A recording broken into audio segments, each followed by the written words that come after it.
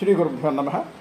మా మిత్రులు, శ్రేయోభిలాషులు, అదేవిధంగా మా సబ్స్క్రైబర్లకు సకల జ్యోతిష నిలయం బాలస్వామి అను ఛానల్ నుండి మీరు చేయనటువంటి వ్యాపార అభివృద్ధికి నిత్యము చేసేటువంటి వ్యాపారాలు ఏదైనా కావచ్చు, కిరాణా షాపు, హోటళ్ళు, మరి ఏ వ్యాపారమైనా సరే ఆ వ్యాపారంలో దినదిన ప్రవర్తమానము అని అంటారు.